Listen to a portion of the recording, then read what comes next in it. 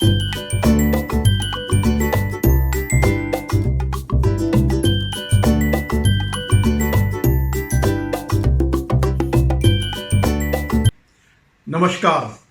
Shomu रतोड़ी analysis में आपका स्वागत है।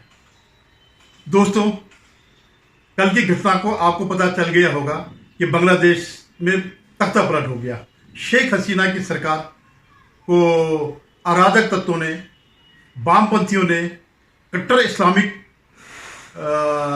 समूह ने, डीप स्टेट माने जो बाहर विदेशों में रह करके षड्यंत्र करते हैं, और चाइना के समर्थक, इन सब के प्रयासों से कल सत्ता पलट हो गया।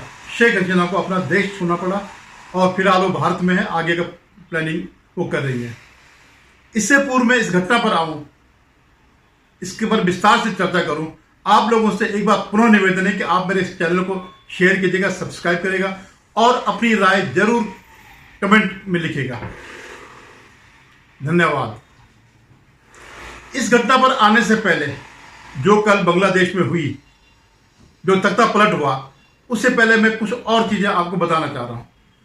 आज के विश्व के राजनीतिक परिदृश्य में क्या चल रहा है, कहां फ्लैश पॉइंट है, कहां झगड़े के बिंदु हैं, कहां मारकाट मची हुई है। पहला क्या है, इजराइल और हमास की लड़ाई। अक्टूबर से 7 अक्टूबर 2023 को हुआ था, तो पूरे 10 महीने हो गए जब उन्होंने, हमास आतंकियों ने इजराइल पर आक्रमण किया, उनके 250 के करीबन लोगों को बंधक बनाया, महिलाओं के साथ अनाचार किया और बच्चों के साथ बेरहमी करी। वो सब आप देख रहे हैं, आप जान चुके हैं। और जब उसका पलटवार जब हुआ, जब इजराइल अपने लोगों को छुड़ाने के लिए इन पर पलटवार कर रहा, तो ये युद्ध थम नहीं रहा है। आपने देख लिया होगा कि इजराइल ने इनके नेता को, हमास के नेता को ईरान में जाकर के मारा, उसके बेड के नीचे बम लगा करके मार दिया। ऐसे ही जो उनका सैनिक कमांडर था, उसको भी मार गिराया मिसाइल से। ऐसे ही कई लोगों को मारा। तो वहां पर एक आप देखिए इजराइल और हमास के बीच। अब मैं आपको रिसेंटली जो चल रहा है लंदन में, वहां पर जो सिविल वार टाइप की चीज है, जो दंगे जो हो रहे हैं, जो वहां के जो इथनिक लोग हैं, जो वहां के लोग हैं, मूल ब्रिटिशर्स, उनका और मुसलमानों का मारकाट मची हुई है। अब मैं आपको जर्मनी ले जाऊंगा। जर्मनी में भी जो है, वहां की सरकार ने तंग आकर के मस्जिदों पर बैन लगा दिया। फ्रांस को आपने देखा होगा किस तरह जल रहा था फ्रांस। अब मैं एक और लगभग यह स्थिति पूरे यूरोप की है। जो लंदन में हो रहा है, जो जर्मनी में हो रहा है, जो फ्रांस में हुआ, जो स्वीडन में हुआ, या लगभग पूरे ही यूरोप की स्थिति है। अब मैं एक इस्लामिक देश ले जाता हूं, यमन। वहां पर जो हुती है, वो सरकार के खिलाफ लड़ रहे हैं, और बहुत पुरानी बात नहीं है। अफगानिस्तान में ही पिछले साल, 1-1.5 साल पहले जो है, यही सब कुछ हुआ। और चलो ईरान इराक युद्ध और जो ISI सीरिया, ये हम अगर 5-10 साल पुरानी बात भी कर ले, 5-7 साल पुरानी, लेकिन मैं रिसेंट घटनाओं की बात कर रहा हूं। हमने खुद यहां पर अपने देश में देखा CAA के खिलाफ किस तरह दिल्ली में दंगा हुआ, किस तरह नरसंहार हुआ। तो इनमें एक पक्ष आप जान लीजिएगा, एक पक्ष है इस्लामिक कट्टरवाद। तो इसमें कहीं किसी और का हाथ नहीं है। जहां पर भी इनकी लड़ाइयां हो रही है, वो इनके कट्टरपन से हो रही है। और ये जो है, जो जर्मनी ने इनकी मस्जिदों पर बैन लगाया, वो सिर्फ इसी वजह से लगाया कि ये मस्जिदों के नाम पर कट्टरपन फैलाते हैं। और जो इनके मुल्ला मौलवी है, वो जो बहत्तर हूर और ये और वो लंबी 30 फुट लंबी हूरें, जो हकती नहीं है, पाती नहीं है, इस ढंग से जो इनको बहकाते हैं, तो ये कट्टरपन की बात, तो ये कट्टरपन सोच इनकी डेवलप हो जाती। और इनमें UAE और जो मुस्लिम कंट्री, उसमें 2-4 कंट्री जरूर ऐसी हैं जो अब आधुनिकता की ओर बढ़ रही हैं, जिनमें मैं UAE के नाम कह सकता हूं। और सऊदी अरब, जो वर्तमान युवराज हैं, वो बहुत आगे की सोच रखने वाले हैं। वे इस देश को अपने देश को इस कट्टरपंथी जाले से मुक्त करना चाहते हैं। अब मैं आता हूं बांग्लादेश में। अच्छा, वैसे कुछ अफ्रीकन कंट्रीज में भी यही है, सोमालिया, नाइजीरिया, ये सब चीजें जो है वहां चले जहां एक पक्ष मुस्लिम कट्टरपंथी होता ही होता है। मतलब दुनिया में कोई ऐसा वो नहीं है जहां लड़ाई हो और वहां मुस्लिम कट्टरपंथी नहीं हो, सिवाय रूस और यूक्रेन के युद्ध के। वहां पर सीधा सीधा जो है वो जो जोकर है जेलेंस्की, वो अमेरिका का पपेट है। और अमेरिका, चीन सब यही करते रहते हैं। चीन भी जो है भारत की घेराबंदी करता रहता है। जो भारत के पड़ोसी देश है उनको भारत के खिलाफ करता रहता है। श्रीलंका में उसने यही किया, अब बांग्लादेश हो गया। ऐसे जितने भी हमारे वो है, तो वो इसको जो है घेरना चाहता है, लेकिन वो जमाने लग गए। तो अब मैं आता हूं बांग्लादेश के बाद। बांग्लादेश की जो प्रधानमंत्री है शेख हसीना, वो कौन है? शेख हसीना है शेख मुजीबुर रहमान, जो बंगबंधु थे और बांग्लादेश के पहले प्राइम मिनिस्टर या राष्ट्रपति थे। ये उनकी बेटी है। अब मैं आपको 68-69 के करीबन ले जाता हूं, जब वहां पर 69 की इलेक्शन होंगे, 68 में पाकिस्तान में चुनाव हुए थे। तो ईस्ट पाकिस्तान और वेस्ट पाकिस्तान दोनों एक थे। क्योंकि बांग्लादेश की आबादी ज्यादा थी, तो वहां के सांसद ज्यादा चुने गए, जिनके नेता थे शेख मुजीबुर रहमान। अब क्योंकि ईस्ट जो वेस्ट पाकिस्तान है, जो आज पाकिस्तान है, तत्कालीन पश्चिम पाकिस्तान, वो इसको एक अपनी कॉलोनी समझता था, उपनिवेश समझता था कि यहां के रिसोर्सेज लेकर के अपने को रिच किया जाए। जैसे ब्रिटिश करते थे, अपनी जितनी भी कॉलोनियां थी जिसमें भारत भी शामिल था, उनके रिसोर्सेज लेकर के अपने देश को वो करते थे, संपन्न बनाते थे। आज वो सब कॉलोनियां खत्म हुई तो वो सड़कों में आ गए। कोई बहुत अच्छी स्थिति नहीं है ब्रिटेन की। ब्रिटेन कभी भी कोलैप्स कर सकता है, आर्थिक रूप से भी और इस रूप से भी, इलेक्टोरल रूप से। जिस हिसाब से वहां पर मुस्लिम आबादी बढ़ रही है, ब्रिटेन के कई शहरों में ये सब चल रहा है, ये डूब जाएगा।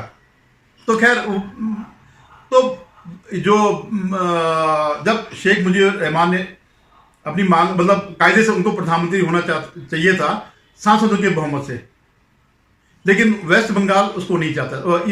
वेस्ट पाकिस्तान जो है, एक पूरी पाकिस्तान के बंगाली को पाकिस्तान का राष्ट्रपति नहीं चाहता था। वो चाहता था कि भुट्टो ही बने, जुल्फिकार अली भुट्टो को बनाने के लिए। और इस पर टेंशन हुआ तो शेख मुजीबुर रहमान ने कुछ मामले में ऑटोनॉमी मांगी, तो उन्होंने गिरफ्तार करके पाकिस्तान ले गए शेख मुजीबुर रहमान को। खैर, उसके बाद की परिस्थितियां आपको पता है कि वहां मुक्ति वाहिनी का जन्म हुआ, भारत ने उनको मदद करी और बांग्लादेश एक स्वतंत्र राष्ट्र बन गया पाकिस्तान से अलग होकर के।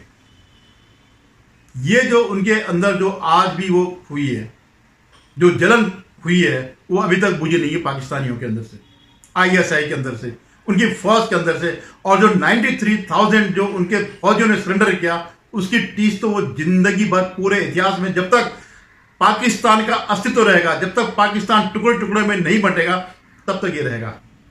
अब मैं आपको एक और चीज बताता हूं। जब पाकिस्तानी फौज वहां गई, जब तक भारत ने इंटरफेरेंस नहीं किया था, तो उन्होंने वहां के महिलाओं के साथ बलात्कार किए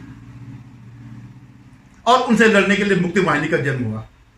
एक बलात्कार, लाखों में बलात्कार। आज ये जो सड़कों में जो उतरे हुए हैं, उनमें से उनकी संतानें और नाती पोते होंगे, उन पाकिस्तानी सैनिकों के बलात्कार से पैदा हुए बच्चे होंगे या उनके बच्चे के बच्चे होंगे। लेकिन क्या है, कट्टरपन इनके अंदर इतना है। अच्छा चलिए, अभी तो इनका आपसी मामला था, लेकिन हिंदुओं पे क्यों हो रहा है, मार क्यों पड़ रही है, हिंदुओं के मंदिर क्यों इस समय जलाए जा रहे हैं? इस समय तो इनका आंतरिक मामला था, सरकार का और मुसलमानों का जो आरक्षण का मुद्दा था, तो उनका आंतरिक मामला था, इसका हिंदुओं से क्या संबंध है? लेकिन मार वहां हिंदुओं पर पड़ रही है, वहां हिंदुओं पर मार पड़ रही है, और यहां पर उनके एजेंट भारत में वो खुशियां मना रहे हैं। जो शेख हसीना के जो वो हुआ, तख्ता पलट हुआ, और उसके बाद जो हो रहा है, ये यहां पर खुशियां मना रहे हैं। ये कौन लोग हैं? ये वही लोग हैं जो CAA में नहीं आना देना चाहते थे। तो खैर, अब मैं पहले शेख मुजीबुर रहमान की बात करता हूं। शेख मुजीबुर रहमान ने अपने देश को एक आधुनिक देश बनाने की परिकल्पना करी। उन्होंने इसको एक शिक्षित देश बनाना चाहा, एक आर्थिक रूप से संबल को बनाना चाहे, कई संस्थाओं की रचना करी। आज जो वहां पर एक कृषि अर्थशास्त्री है, एक अर्थशास्त्री जिनको नोबेल प्राइज मिला, वो उसके ये जो स्वयं सहायता समूह है उसका जनक वही है वर्ल्ड में। तो इस ढंग से उन्होंने रिफॉर्म किया। वो इस देश को कट्टरपन से बाहर निकालना चाहते, वे इस देश को एक आधुनिक देश बनाना चाहते। लेकिन उनके साथ क्या हुआ? 10 जनवरी 1972 को उन्होंने सत्ता ली, प्रधानमंत्री बने या राष्ट्रपति बने, जो भी तब हो रहा होगा। और 15 अगस्त 1975 को उनको सब परिवार मारा गया। उस बंगबंधु को, जो इनका मुक्ति दायी था, जिसने इनको इन भविष्यों के उससे बचाया, ये जो पाकिस्तानी जो फौज थी या पाकिस्तान के हुक्मरान थे, इन भविष्यों से बचाया और उनको सब परिवार खत्म कर दिया।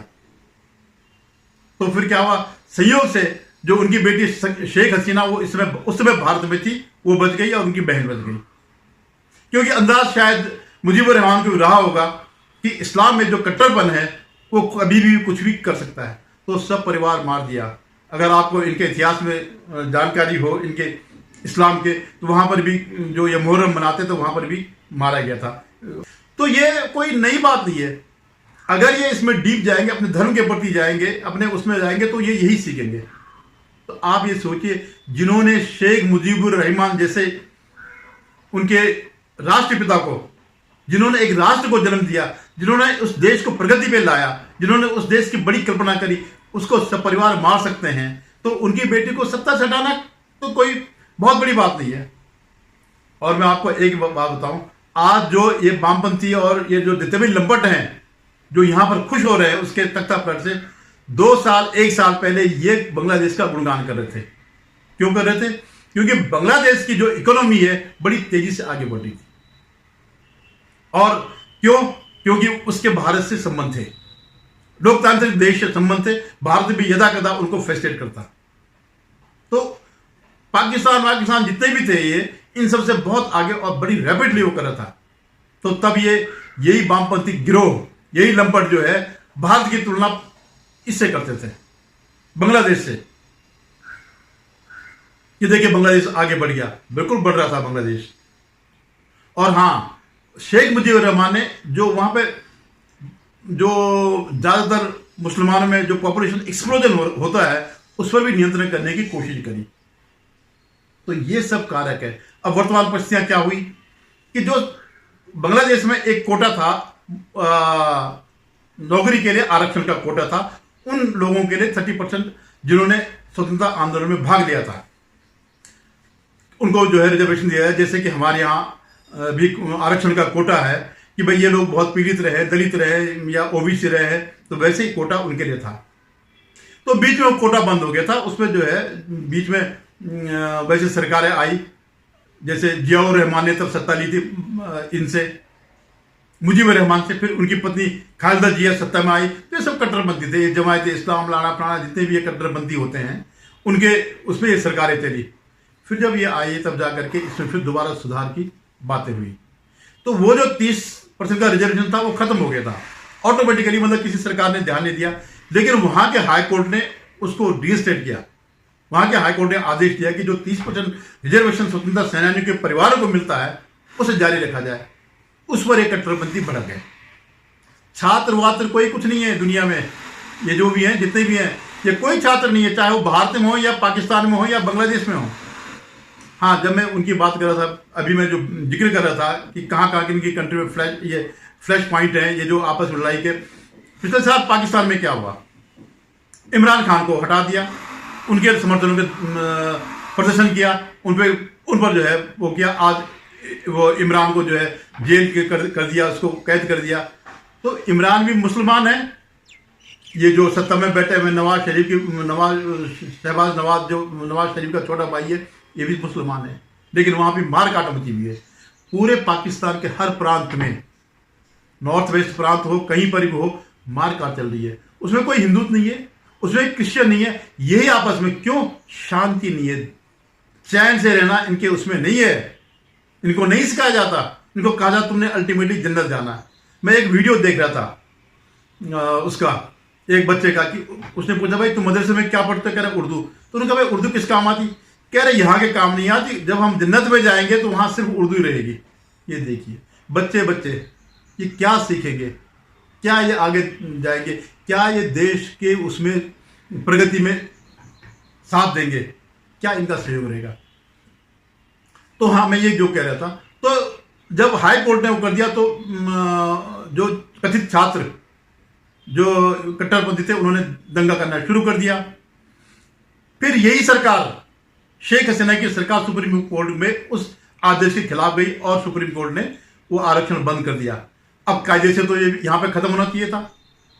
जैसे हमारे कृषि आंदोलन को, जब जो कृषि आंदोलन मैं तो नहीं मानता हूं, तो खालिस्तानियों को ही था, आज भी मैं मानता हूं ये उसी डीप स्टेट का आंदोलन था। तो जब मोदी जी ने तीनों कानून वापस ले लिए तो वैसे ही वो भी खत्म होना चाहिए था। वहां जो उठने चाहिए थे जैसे यहाँ उठे, तो ये भी खत्म होना चाहिए था। जब सुप्रीम कोर्ट ने कह दिया, सरकार ने कह दिया कि ठीक है हम इस आरक्षण को खत्म करते हैं, उसके बाद जो ये दंगा हुआ, अब आप सोचिए कि कौन था इसके पीछे। क्या ये आरक्षण पर आंदोलन था? नहीं, ये तख्ता पलट के आंदोलन था। ये हिंदुओं के, वहां पर जो बचे कुछ हिंदू हैं, दलित हैं बेचारे, और ये यहाँ मौज कर रहे हैं, यहाँ पे हंसी उड़ा रहे हैं। जो यहाँ पे जो उनके ठेकेदार बैठे, उनके एजेंट जो यहाँ पर हैं, वो कर रहे हैं। तो ये आंदोलन खत्म होना चाहिए था, लेकिन नहीं, उसके बाद ये सब हुआ बिल्कुल प्लानिंग से। उनको लगा, जो ये षड्यंत्रकारी पीछे बैठे थे, जिन्हें मैं कह रहा हूँ डीप स्टेट है, अमेरिका में बैठे हुए, जैसे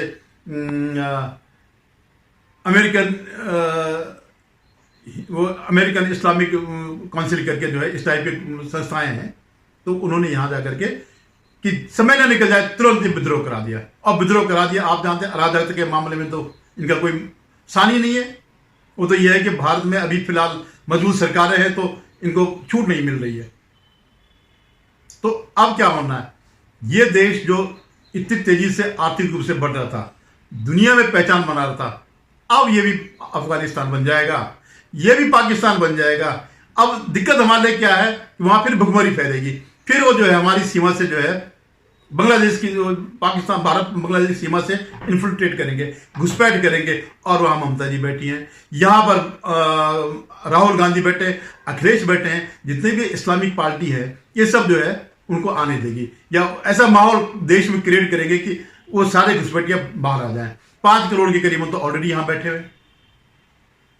तो यहां पर देखिएगा, वो यहां पर भी यही कल्पना कर रहे हैं, जबकि इसका उसकी कोई तुलना हो नहीं सकती है। क्या रहा डिक्टेटर है, डिक्टेटर इस देश में केवल इंदिरा गांधी रही है और कोई नहीं रहा है। और इस देश का लोकतंत्र इतना मजबूत है कि इंदिरा गांधी को उन्होंने वोटों से लाया और उसी इंदिरा गांधी को वोटों से लाए। तो इसकी और उसकी कंपेयर बिल्कुल नहीं करेगा। तो अभी 2-3 दिन हंगामा होगा, पता नहीं लंदन वाले भी, ब्रिटेन भी जो है, शायद जो वहां पर जितने मुसलमान हैं उनकी आबादी बढ़ गई तो शायद वो भी आनाकानी कर रहा है उनको पॉलिटिकल असाइलम देने की। तो बात चल रही कि स्वीडन जाएंगे, कहाँ जाएंगे, किसी यूरोपियन कंट्री में जाएंगे। वैसे तो सबसे बेहतर देश हंगरी है, जिसने एक भी मुसलमान को अपने यहाँ नहीं आने दिया। तो अब आप देखिए, ये लोग भी यही, यहाँ पे जो षड्यंत्रकारी और डीप स्टेट के जो लोग यहाँ पर बैठे हुए हैं, जिससे जनरल बिपिन रावत 2.5 का 0.5 कहते थे, वो भी उसी फिराक में कि जिस तरह वहाँ पर विद्रोह हुआ, जिस तरह वहाँ पर अराजकता फैली, उस तरह भारत में भी हो। लेकिन वो भूल गए कि हमारी सेना, हमारे सुरक्षा बल बहुत सक्षम है इन देशों को कुचलने के लिए, और ये कुचलने की भाषा जानते हैं। जो जिनपिंग के पैरों जो है बूटों के से जो है नीचे दबे हुए हैं, क्यों नहीं निकलती इनकी। ये एक जनरल के उसमें रह लेंगे, लेकिन लोकतंत्र इनको हजम नहीं होता। धन्यवाद। आपसे पुनः निवेदन, आप मेरे चैनल को सब्सक्राइब करेगा।